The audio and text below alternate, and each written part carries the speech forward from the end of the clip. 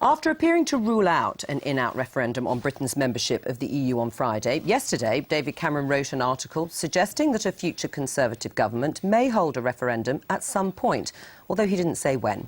That hasn't pleased some Tory backbenchers who are demanding the PM gives a real cast-iron guarantee of a referendum. Remember that expression?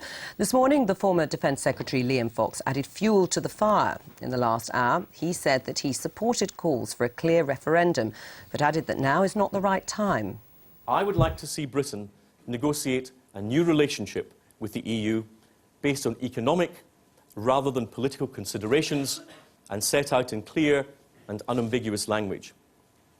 If we succeed, a referendum should be held and formal acceptance advocated.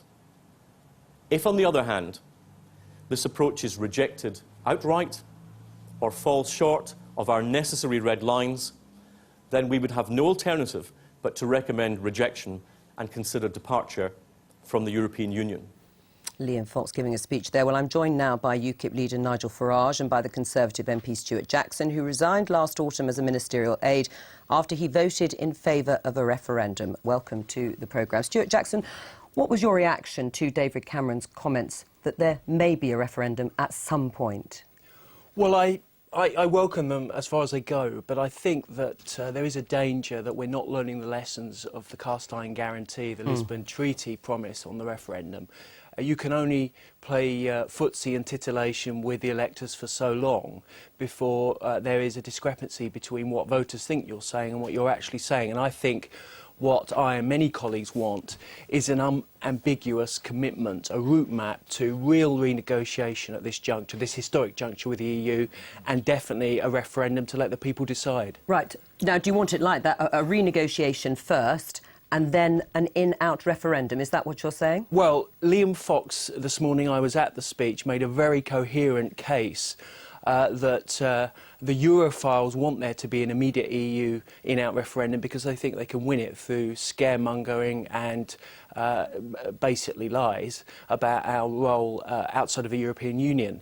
I think we need, first of all, to use the opportunity of this very historic moment in European-British relations to actually use that leverage to drive a hard bargain and get real powers back from the European Union before we go for an in-out referendum. Well, Nigel Farage, talk of a referendum, you could say that the Conservatives have moved quite a long way in 6 months, even if they're not satisfying backbenchers. Promise of a referendum would make you null and void. I was in Brussels on Friday. I heard that Cameron speech. It was, without doubt, his most pro-EU speech that he's ever given. It was passionate. You know, we must stay part of the EU. It brings enormous benefits to this country. And I don't want there to be a referendum on membership because I've made my mind up and we must stay in. So I think the need for UKIP is probably greater than it's ever been. And I'm very nervous of this renegotiation. I'm very, very nervous that we'll finish up in a 1975-type position where apparently, you know, we won back fisheries in Solent or something and it's put to a referendum and we're kept trapped inside the single market. What do you say to that? I mean, isn't there also a worry that the way that a lot of Tory backbenchers are behaving is going to end up splitting the party? In the end, the party is going to have another fractious time, which will do it no good.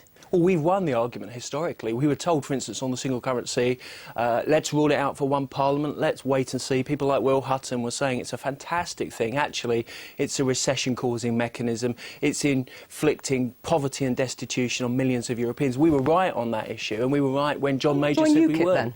Well, because I think the best party that's placed to take on this historic challenge to trust the people is the Conservative. But your leader is explicit. He thinks EU membership is a good thing and the British people must not be allowed to vote in case they give the wrong answer. Well, I think he said it on Friday. Where Nigel and I agree is that it's absolutely right that we did not sign up in 1975 at the time of the Common Market referendum to greater integration and the creation of one country called Europe. And I think it's time we trusted the people because, frankly, people don't trust senior politicians, mandarins or Europe any longer. But you're not going to get what you want. That's what Nigel Farage is saying. Staying in the Conservative Party, you said yourself, you have been banking on having a say and you've been denied it. Well, one is not mutually exclusive of the other. You can press for renegotiation. My point is that David Cameron has to be clear, unambiguous and specific with a time frame about what that renegotiation will be, whether it's social policy, whether it's justice, whether it's sentencing, Isn't that sensible, Nigel Farage? I mean, this is not the time, is it, surely, to be having this argument? We might as well wait and see see, as William Hague was saying, what kind of Europe and Eurozone we end up with after they have sorted themselves out. I mean, listen, you're right in one way, that several countries may leave the Eurozone, and that could change the shape of the EU. But what is for certain, and I'm off to Strasbourg later on today, what is for certain is we're going to get an EU that is ever more deeply integrated, ever more undemocratic. That is going to happen. And now, actually, as the EU itself is moving on and changing into something slightly different, now is exactly the right time for us to have that debate. Right, I mean, if they have that debate, there's no guarantee, of course, of an exit with a referendum, is there, Nigel? No, there's no guarantee of it. But look, I was a businessman. I got involved in politics because I felt these three parties were offering us no choice on this great issue, and I still feel the same way. Right. Where I do agree with Nigel is that UKIP is a major threat to the Conservative Party at the general election.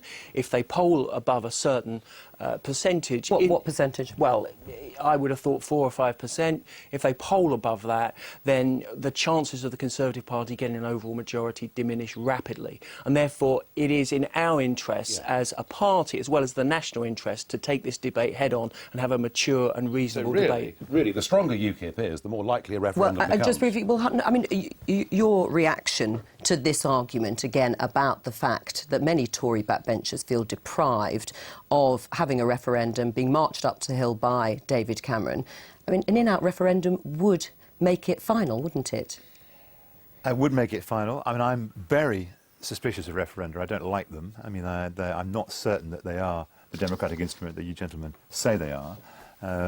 That's the first point. The second point is that I think in-out, there's a lot of people working in the car industry, a lot of people work in the City of London, a lot of people work in higher education who actually would think, bloody hell, leaving the European Union is going to give us a kick in the arse. And actually, I don't think that and I know you both think, because you're on the centre-right, both of you, that actually there's a massive constituency who want to get out of Europe. Actually, you know, there is obviously 10-20% of the population very passionate about it and share your view. There's an enormous number sitting in the centre who are unconvinced.